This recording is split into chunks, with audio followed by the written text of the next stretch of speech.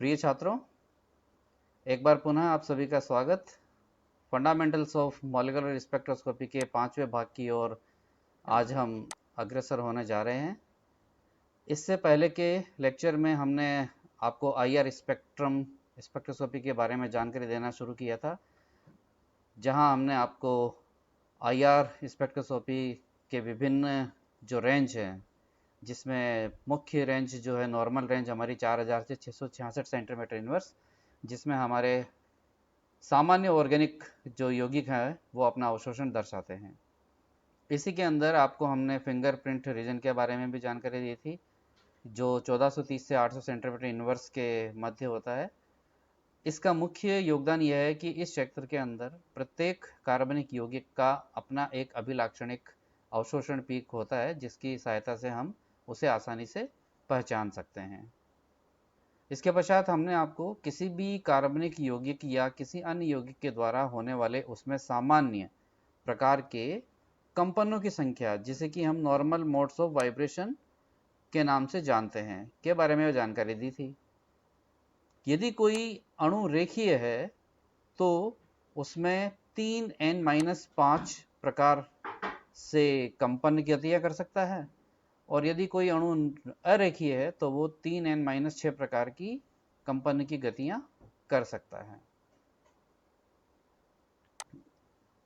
इसी के आगे हमने आईआर स्पेक्ट्रोस्कोपी के अंदर किसी अणु को सरल आवर्ती दोलक मानते हुए उसकी विवेचना करी थी और उसके विभिन्न ऊर्जा स्तरों को ज्ञात किया, और उनके स्पेक्ट्रम की विवेचना में चयन के नियम को आधार मानते हुए हमने उनके लिए स्पेक्ट्रम रेखाओं का वर्णन किया।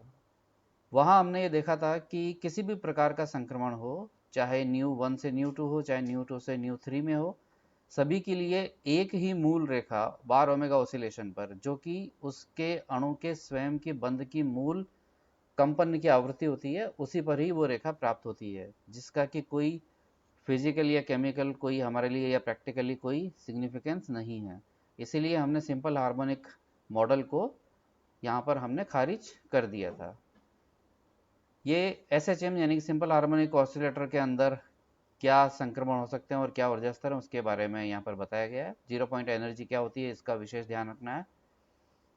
इसके पश्चात एनार्मोनिक ऑसिलेटर के बारे में आपको जानकारी दी थी, जहाँ पर मोर्स ने अपना ये फंक्शन दिया था, और उसके अनुसार यदि कोई अणु जिसमें एक निश्चित बंध कंपन करता रहता है, तो एक ऐसी अवस्था आती है कि जब वो टूट जाएगा, और उस समय की ऊर्जा वो डिसोसिएशन एनर्जी कहलाती है। इससे संबंधित ऊर्जा को ज्ञात किया गया। विभिन्न ऊर्जा स्तरों को मानते हुए और चयन के नियम को देखते हुए उनके संक्रमणों की विवेचना करी, जहां पर पहला संक्रमण ओमेगा-1 - 2 एक्सी पर प्राप्त होता है, जो कि फंडामेंटल कहलाता है। दूसरा 2 ओमेगा-1 - 3 एक्सी पर, जो कि पहले फंडामेंटल का फर्स्ट ओवरटोन है। तो इसी प्रकार से तीसरा संक्रमण यदि देखें हम तो 0 से 3 में, तो 3 ओमेगा-4 एक्सी पर, जो कि पहले ही फंडामेंटल का दूसरा ओवरटोन कहलाता है। विभिन्न प्रकार के संक्रमणों को भी यहाँ पर व्यक्त किया गया है।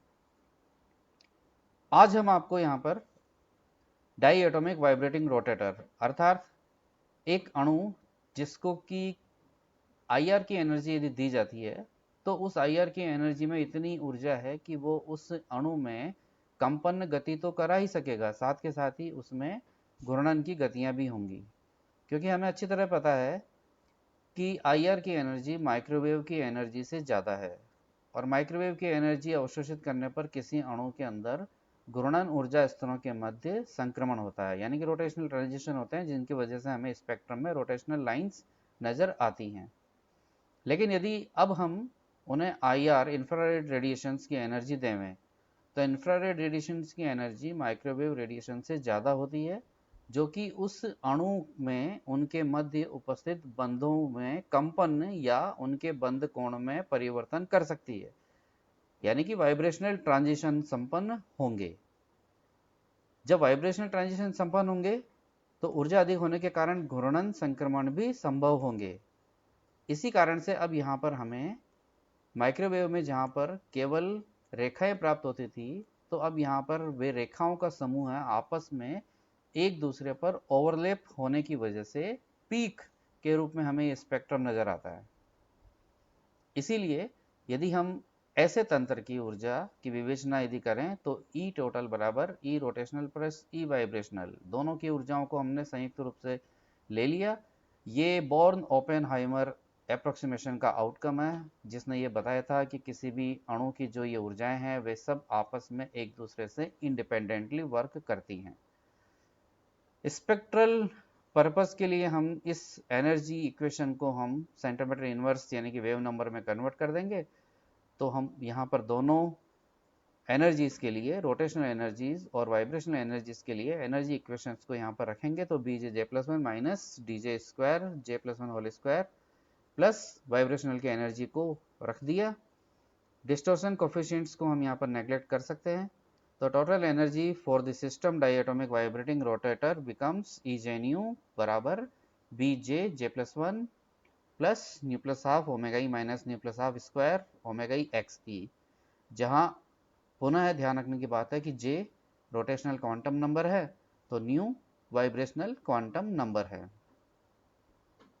स्पेक्ट्रम के लिए जाने पर हमें यहाँ पर चैन के नियम के बारे में जानकारी रखना जरूरी है। चैन का नियम ऐसे प्रकार के तंत्र के लिए delta J plus minus one, अर्थात घूर्णन ऊर्जा स्तरों में हम सिर्फ केवल एक ही स्तर ऊपर जा सकते हैं या एक ही स्तर नीचे आ सकते हैं।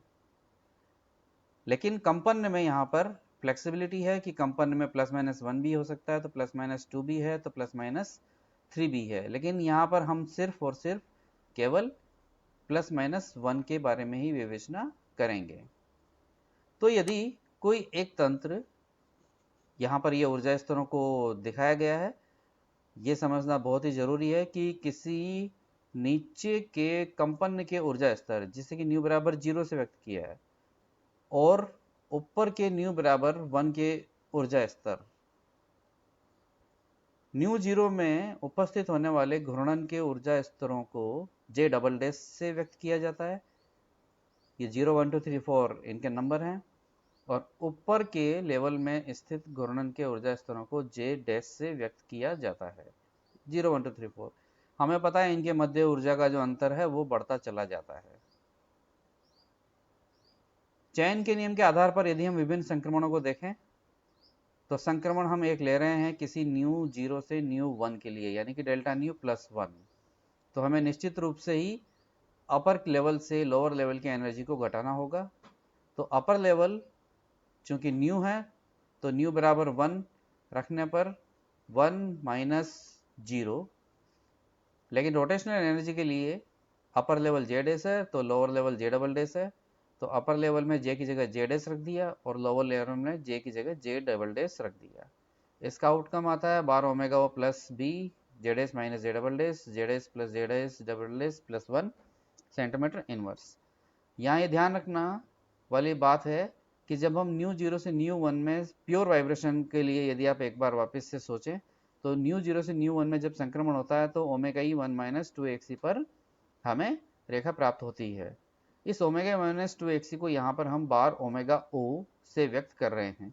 ये बार ओमेगा ओ को आगे की स्लाइड्स में आप देखेंगे तो इसे हम बैंड सेंटर के नाम से भी जानते हैं, क्योंकि इसी बैंड सेंटर के प्लस में या इसके माइनस में हमें स्पेक्ट्रल लाइंस नजर आएंगी। तो इस ट्रांजिशन का जो आउटकम है वो ये इस प्रकार से है। अब यदि हम इस जनरलाइज्ड इक्वेशन पर रोटेशनल सिलेक्शन रूल्स को अप्लाई करें, जहां पहले हम अप्लाई कर रहे हैं डेल्टा जे प्लस 1 को, प्लस 1 का मतलब है कि ऊपर का जो लेवल है जे डैश वो नीचे के जे डबल डैश से एक ज्यादा हो, अर्थात जे डैश बराबर जे डबल डैश प्लस 1। तो जे dash minus J double dash बराबर प्लस 1। इन दोनों इक्वेशंस को यदि हम यहां रख दिया जाए तो जे dash minus J double dash plus 1 करते से ही ये साइन प्लस ही रहेगा, और यहाँ जे डैश की जगह पर जे डबल डैश प्लस 1 रखेंगे तो ये 2 जे डबल डैश प्लस 2 यानी कि 2 कॉमन। तो ये इक्वेशन आ गई बार ओमेगा ओ प्लस 2b जे डबल डैश प्लस 1। इसी प्रकार से यदि हम selection rule delta J minus 1 को यदि हम रखें, इसका मतलब यह है कि जो नीचे का लेवल है वो ऊपर के लेवल से एक ज्यादा है, अर्थात यदि नीचे का लेवल 4 है तो ऊपर का लेवल 3 है, क्योंकि 4 में से 3 पर माइनस 1 हो जाएगा। इन्हें यदि इस इक्वेशन में रखा जाए तो डेल्टा, तो ये Z S minus J double S minus one होने की वजह से ये साइन माइनस वन माइनस में कन्वर्ट हो जाएगा, यानी कि बैंड सेंटर के माइनस में अब हमें minus two B Z S plus one प्राप्त होंगे। यदि स्पेक्ट्रल लाइन को कॉमन तौर पर लिखना है तो bar omega plus two B M, जहां एम का मतलब है plus minus one plus minus two, यदि हम अलग अलग रोटेशन लेवल को लेकर के चलते हैं तो। यहाँ m का मतलब है J double S plus one for delta J plus one and m is Z S plus one for delta J minus one. विभिन्न प्रकार के होने वाले संक्रमणों को यहाँ पर रेखांकित किया गया है। ये आप देख सकते हैं कि ये नीचे वाला न्यू जीरो लेवल है, तो ये ऊपर वाला न्यू वन लेवल है। नीचे वाले न्यू जीरो के जे डबल एस और ऊपर वाले न्यू वन के जेड एस।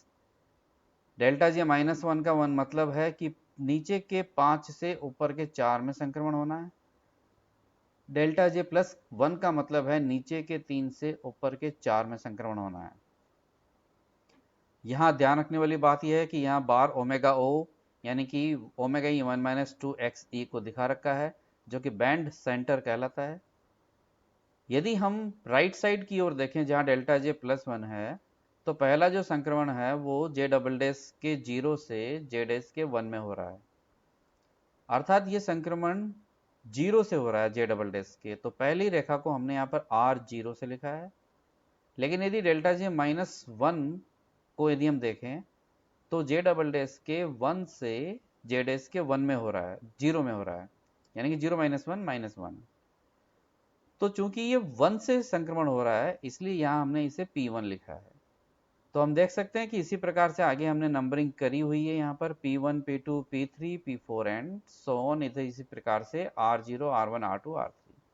ये जो बंचेज है, ये जो शाखा है पूरी, ये शाखा कहलाती है R ब्रांच और ये शाखा है ये पूरी कहलाती है P ब्रांच। चूंकि डेल्टा जे जीरो नहीं है, अर्थात जीरो से जीरो में संक्रमण नहीं है, यहाँ प्लस वन या माइनस वन निश्चित रूप से है, इसीलिए बैंड सेंटर पर किसी भी प्रकार की कोई रेखा प्राप्त नहीं होती है।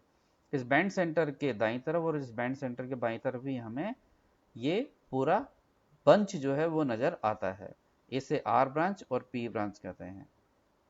यदि सिलेक्शन रूल रोटेशन के केस में -2 या +2 हो तो उसे हम इस प्रकार से लिखते हैं कि -2 होने पर O ब्रांच मिलती है, तो +2 होने पर S ब्रांच मिलती है। ये अभी हमने आपको जो भी विवेचना करी वो सब यहाँ लिखा हुआ है कि delta J can not be zero, that's why line at bar omega band die origin will not be appear.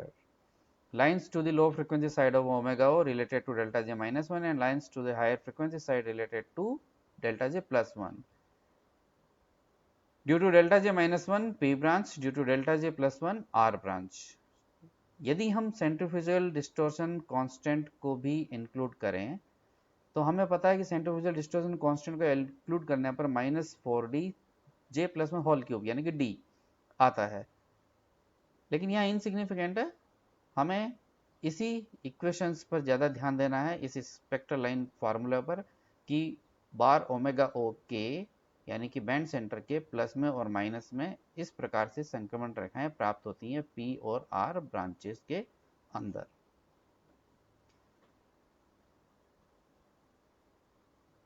इस स्लाइड तक यहाँ पर आपने आईआर स्पेक्ट्रोस्कोपी के बारे में थ्योरेटिकल अप्रोच या थ्योरेटिकल जानकारी प्राप्त कर रही है। अब आईआर स्पेक्ट्रोस्कोपी का जो हमारे लिए सबसे महत्वपूर्ण योगदान है वो योगदान है कि उसका प्रायोगिक उपयोग। तो आप यहाँ देख सकते हैं कि मोस्ट इंपॉर्टेंट यूज जो हमारे आईआर स्पेक्ट्रोस्कोपी का है वो होता है किसी भी फंक्शनल ग्रुप का निर्धारण करना। आगे की स्लाइड्स में यहाँ आप सीखेंगे कि किसी आईआर स्पेक्ट्रम को कैसे ड्रॉ किया जाता है, कैसे समझा जा सकता है, उसको किस प्रकार से हम उसकी व्याख्या और विवेचना हम कर सकते हैं। वन बाय वन हम यहाँ पर एक एक चीज को लेके चलेंगे कि पहले हम आपको ये बताएंगे कि आईआर स्पेक्ट्रम किस मोड के अंदर लिया जाता है, कुछ सामान्य क्रियात्मक समूह को लेते हुए डाटा टेबल यानी कि कितने कितने सेंटीमीटर इनवर्स पर उनके पीक आते हैं, किस प्रकार से उन्हें विश्लेषण और उनकी व्याख्या की जाती है। फिर उसके पश्चात हम कुछ प्रमुख क्रियात्मक समूह को लेते हुए एक एक एग्जाम्पल्स उन सबके बारे में बताएंगे और अंत में उन पर होने वाले विशेष प्रभावों के बारे में जानकारी यहाँ देंगे। डियर स्टूडेंट्स, ये जो स्लाइड्स यहाँ दी गई है इसके अंदर एक सामान्य ग्राफ आपको नजर आ रहा है जिसके दो एक्सिस हैं, एक्स एक्सिस और वाई एक्सिस। एक्स एक्सिस पर हमेशा ही हम जो भी स्पेक्ट्रोस्कोपी पढ़ रहे हैं उस स्पेक्ट्रोस्कोपी से संबंधित उसका कोई एक अभिलाक्षणिक गुण होता है। यदि हम यूवी विजिबल पढ़ते हैं तो हम यहाँ पर तरंगदैर्घ्य लैम्ब्डा की बात करते हैं। यदि हम एनएमआर पढ़ते हैं तो हम यहाँ पर चुंबकीय क्षेत्र की तीव्रता या हम स्पेक्ट्रोमीटर की तीव्रता की बात करते हैं। लेकिन यदि हम आईआर पढ़ रहे हैं तो हम यहाँ पर तरंग संख्या की बात कर रहे हैं जो ऊर्जा से सीधे सीधे संबंधित है। और वाई एक्सिस पर हमेशा तीव्रता को हम व्यक्त करते हैं जो 0% से 100% तक के ग्राफिकल डिस्ट्रीब्यूशन में व्यक्त की जाती है। ये जो प्लॉट है ये प्लॉट एब्जॉर्प्शन मोड में लिया हुआ है, यानी कि जब किसी विशेष प्रकार की आवृत्ति वाले विकिरण को कोई एक बंध अवशोषित करता है तो उस समय जो स्पेक्ट्रम आता है वो इस प्रकार से प्राप्त होता है अवशोषण मोड के अंदर। लेकिन यदि हम इसी को ट्रांसमिशन मोड में यदि हम देखें तो ट्रांसमिशन मोड के अंदर ये ग्राफ आपको ये उल्टा प्रतीत होगा और जहां पर जितना अधिक नीचे ये जाता है इसका मतलब यह है कि उसकी ट्रांसमिटेंस उतनी ही कम है। यदि माना जाए तो ये उच्चतम तीव्रता वाला पीक है और इसे हम स्ट्रॉन्ग पीक के नाम से ही जानेंगे, लेकिन इसकी ट्रांसमिटेंस जो है वो ट्रांसमिटेंस 0 मानी जाएगी क्योंकि इसकी एब्जॉर्बेंस मैक्सिमम है। ये आपको ध्यान रखना है विशेष रूप से कि आईआर स्पेक्ट्रम जब भी इस प्रकार से उल्टा ऐसे दिया हुआ है इसका मतलब वो ट्रांसमिशन मोड के अंदर है, और यदि इस प्रकार से सीधा दिया हुआ है तो वो एब्जॉर्प्शन मोड के अंदर है। जितना अधिक ट्रांसमिशन मोड में नीचे की तरफ गया है तो इंटेंसिटी जरूर हम उसकी तीव्र मान सकते हैं लेकिन ट्रांसमिटेंस उसकी 0 है। सामान्य परिपाटी जो है ऑर्गेनिक स्पेक्ट्रोस्कोपी के अंदर वो यही है कि हम आईआर स्पेक्ट्रम को हम ट्रांसमिशन मोड के अंदर ही हम उसको रिप्रेजेंट करते हैं और आगे के रिप्रेजेंट्स में भी, आगे की स्लाइड्स में भी हम यहाँ पर आपको उसी मोड के अंदर इन स्पेक्ट्रम को दिखाएंगे। इन स्लाइड्स में आपको यहाँ पर कुछ महत्वपूर्ण क्रियात्मक समूह से संबंधित, उनके बंधों से संबंधित कैरेक्टरिस्टिक, उनकी फ्रीक्वेंसीज को दिया गया है। यहाँ जो जो महत्वपूर्ण है उनके बारे में मैं आपको यहाँ जानकारी दे देता हूँ कि जैसे एल्कोहल OH, यदि एल्कोहल का OH का हाइड्रोजन बंधित हो गया तो वो 3600 से 3200 सेंटीमीटर इनवर्स में आपको स्ट्रॉन्ग तो देगा ही, साथ में ब्रॉड बैंड होगा, उसका चौड़ा बैंड मिलता है।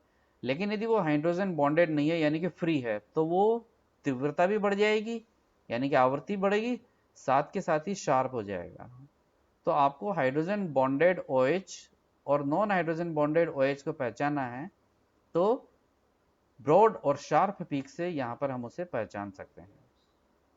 इसी प्रकार से यहाँ पे आपको जानकारी देने जा रहा हूँ ये single bond CH, double bond CH और ट्रिपल बॉन्ड CH के बारे में। सामान्य हमारे जितने भी कार्बनिक यौगिक हैं उसके अंदर हमें एक ट्रिपल बॉन्ड CH तो निश्चित रूप से मिल ही जाता है। तो जब भी ट्रिपल बॉन्ड sp3CH ध्यान रखना विशेष यहाँ पे, sp3CH जब भी आपको मिलेगा तो 3000 से 2850 की रेंज में उसका CH स्ट्रेचिंग बड़ा स्ट्रॉन्ग पीक आता है, ये आपको नजर आएगा।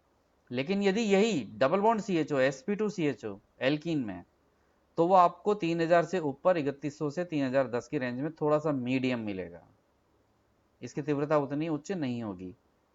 लेकिन यदि यही आप ट्रिपल बॉन्ड CH की बात करोगे तो ये आपको 3300 के लगभग मिलेगा और शार्प होगा, स्ट्रॉन्ग और शार्प। ये पीक बिल्कुल जैसा बबूल के कांटा होता है नुकीला, उसी प्रकार का पीक आपको ये नजर आएगा। तो single bond CH, double bond CH और ट्रिपल बॉन्ड CH को विशेष रूप से पहचानना आपको आना चाहिए। नेक्स्ट, एमीन्स यानी कि NH। एमीन्स 3500 से 3300 की रेंज में अपना अवशोषण दर्शाते हैं। यहाँ पर भी हाइड्रोजन है तो हाइड्रोजन बंधी या हाइड्रोजन अबंधी दोनों की विवेचना हम कर सकते हैं।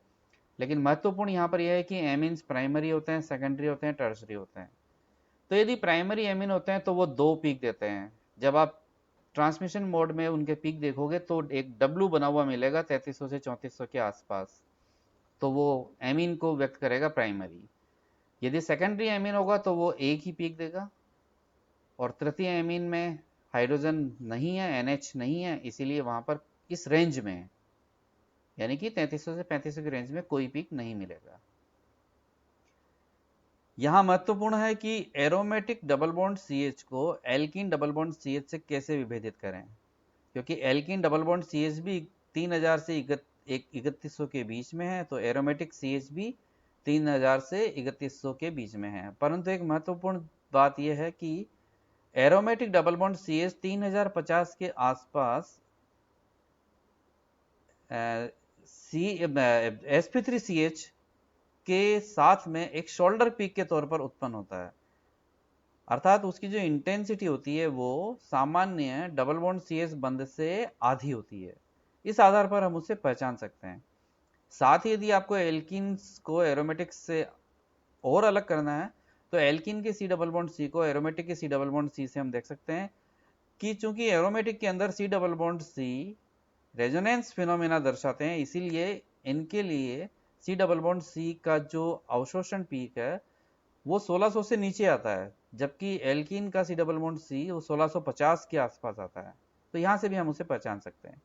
कार्बोनिल रसायन शास्त्र में, ऑर्गेनिक केमिस्ट्री में एक बहुत बड़ी चुनौती के तौर पर है, क्योंकि बहुत सारे ऐसे यौगिक हैं जिनके अंदर CO समूह उपस्थित होता है, चाहे वो एल्डिहाइड हो, चाहे कीटोन हो, चाहे कार्बोक्सिलिक हो, चाहे एसिड हेलाइड हो, चाहे एसिड एमाइड हो, चाहे एस्टर हो, चाहे एनहाइड्राइड हो, चाहे अल्फा बीटा कीटो हो। कई प्रकार के यौगिक हैं जिनमें कि कार्बोनिल समूह उपस्थित होता है। तो इसकी एक बहुत बड़ी रेंज है कि 1900 से लगभग 1600 की रेंज में। यदि इस रेंज के अंदर कोई एक स्ट्रॉन्ग पीक नहीं होता है तो खुशकिस्मत मानिए कि आपको जो दिया गया अज्ञात यौगिक है उसमें C डबल बॉन्ड O समूह नहीं है। इथर बहुत अच्छा स्ट्रॉन्ग कैरेक्टरिस्टिक पीक 1300 से 1000 की रेंज में देता है। नेक्स्ट यहाँ पर कार्बोनिल के लिए दिया हुआ है। आगे एसिड को पहचानने के लिए 3100 से 2500 की रेंज में एक स्ट्रॉन्ग काफी बड़ा चौड़ा बैंड आपको नजर आएगा, तो यहां से हम एसिड को पहचान सकते हैं। एल्डिहाइड को पहचानना है तो एल्डिहाइड में डबल बॉन्ड CH जो है वो फर्मी रेजोनेंस की वजह से 2820 और 2720 पर एक डबलेट के तौर पर मिलेगा, डबलेट। एमाइड को पहचानना है तो एमाइड में रेजोनेंस की वजह से जो CO पीक है वो 1700 के नीचे चला जाता है। एनहाइड्राइड को पहचानना है तो एनहाइड्राइड में 2 CO होने से यहाँ पर आपको 2 समान तीव्रता वाले 2 पीक नजर आएंगे। यदि हम 1820 मान लें तो 1720 पर लगभग 50 से 80 के अंतर पर आपको 2 पीक नजर आएंगे। इस प्रकार से हम यहाँ पर इन डाटास के द्वारा कई प्रकार के कार्बनिक यौगिकों की विवेचना हम कर सकते हैं। यहाँ अब आपको किस प्रकार से IR स्पेक्ट्रम की विवेचना करनी है, कैसे उसकी व्याख्या करनी है, इसके बारे में यहाँ पर जानकारी दी गई है। यदि आप IR स्पेक्ट्रम को देखेंगे इसे, तो ये ट्रांसमिशन मोड के अंदर दिया हुआ है। तो यहाँ पर आप देख सकते हो, यहाँ लिखा है हमने कि ट्रांसमिशन 100%, और यहाँ पर आप देख सकते हो कि ट्रांसमिशन जो है वो बहुत कम है, लेकिन तीव्रता काफी है। IR स्पेक्ट्रम के एक्स एक्सिस पर यूनिट जो है हमने यहाँ पर वो वेव नंबर न्यू ली हुई है, ये वेव नंबर न्यू ली हुई है। यहाँ महत्वपूर्ण यह है कि जो केमिस्ट्स होते हैं वो वेव नंबर को पसंद करते हैं, तो फिजिक्स वाले जो होते हैं वो इसे पसंद नहीं करते, क्योंकि हम आसान चीज़ों को ज़्यादा तीव्रता से ग्रहण कर लेते हैं, और हम आसानी से समझ सकते हैं कि उच्च तीव्रता का मतलब, उच्च आवृत्ति का मतलब उच्च तरंग संख्या का मतलब उच्च ऊर्जा। इसे समझना कहीं बहुत आसान है, बनिस्पत की कम तरंग दैर्ध्य का मतलब अधिक ऊर्जा।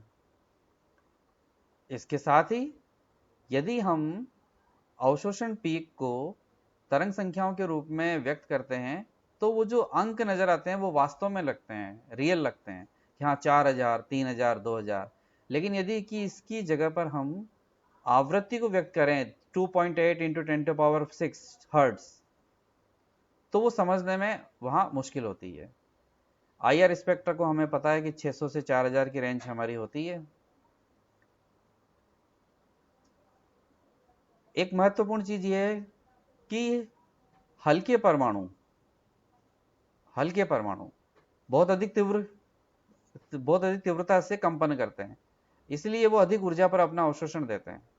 साथ ही जो मजबूत बंध होते हैं, ट्रिपल बॉन्ड्स, फिर डबल बॉन्ड, फिर सिंगल बॉन्ड्स, तो ट्रिपल बॉन्ड्स अधिक तीव्रता पर अपना बंध अवशोषण दर्शाएंगे। यहां महत्वपूर्ण एक जानकारी और आवश्यक है।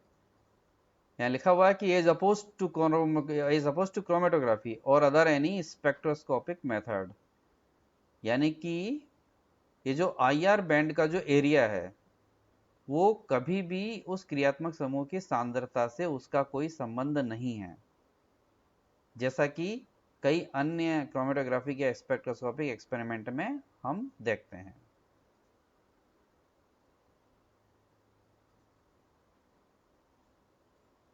IR स्पेक्ट्रम में आप इन टर्म्स को देखते हो।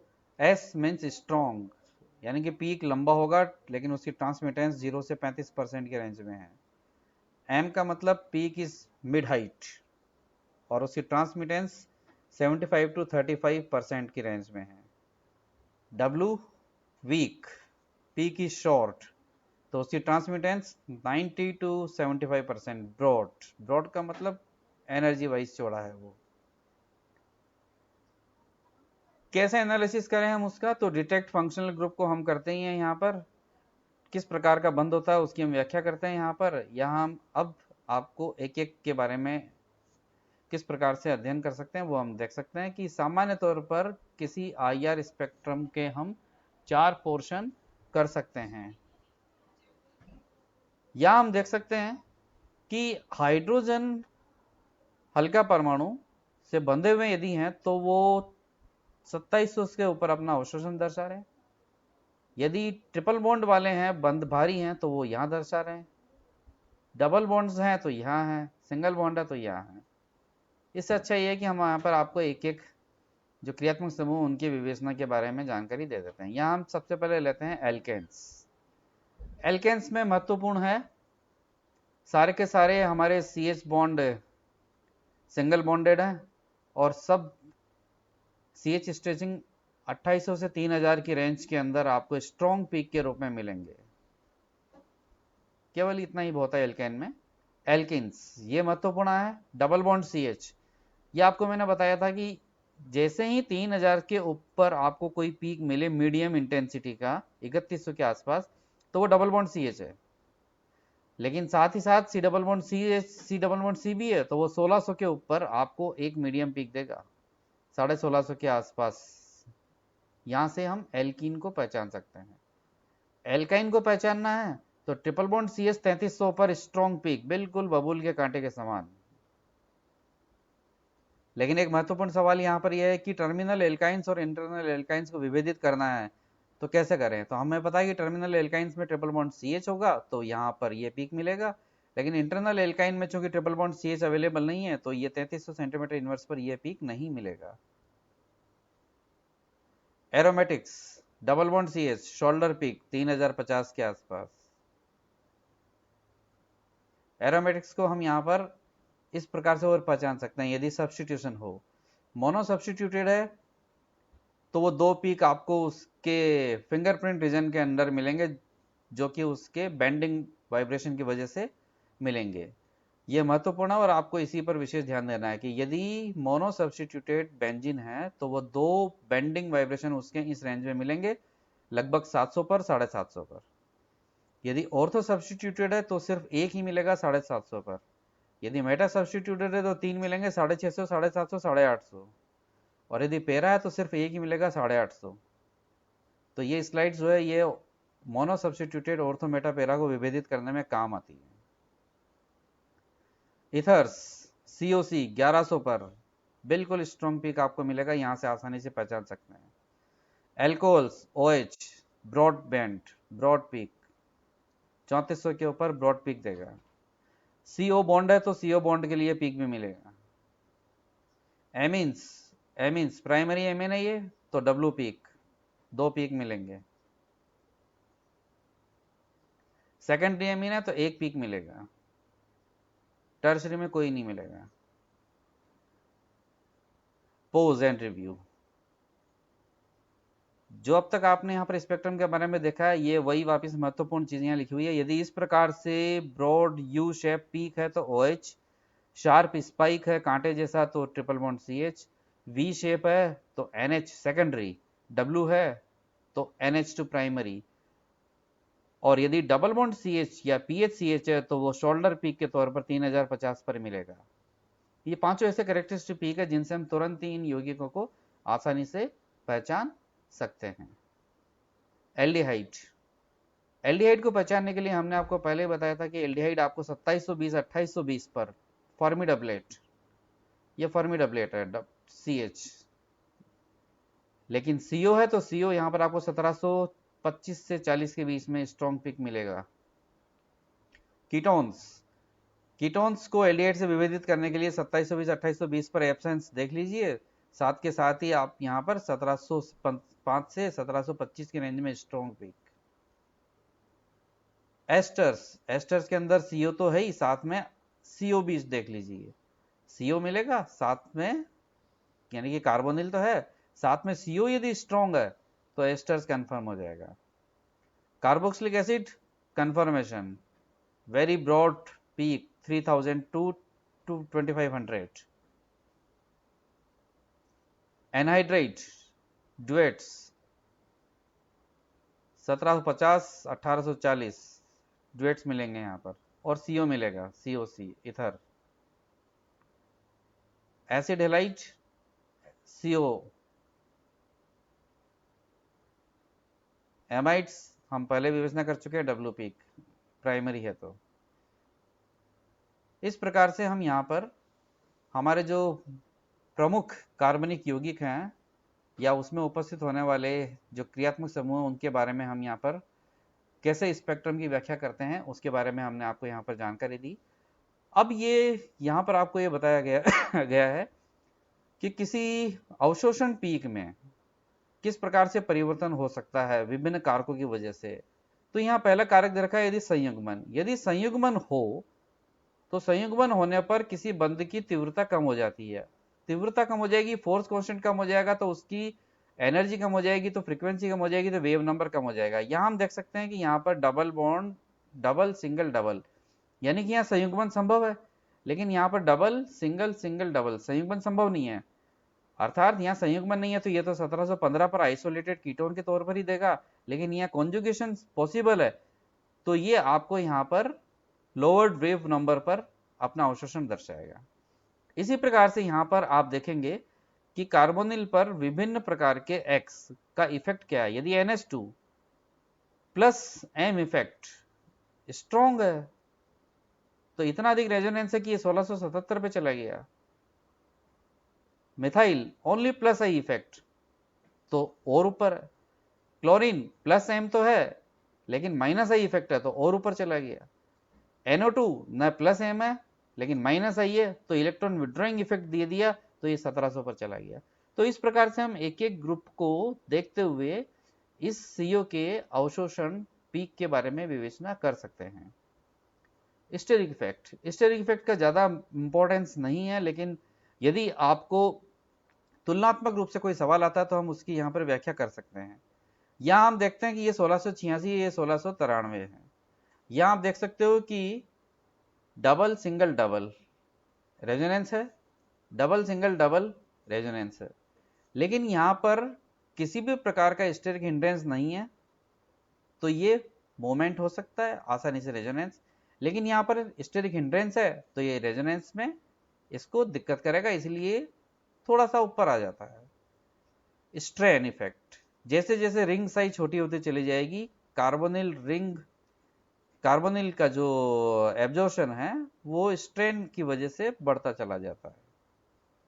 हाइड्रोजन बॉन्डिंग का इफेक्ट हम देख ही चुके हैं, जितना अधिक हाइड्रोजन बॉन्डिंग होगा बॉन्ड वीकनेस हो जाएगी तो बॉन्ड लेंथनिंग हो जाएगी, तो एनर्जी कम हो जाएगी तो उसका आईआर पीक जो है वो लोअर वेव नंबर पर दिखाई देगा। Thanks friend.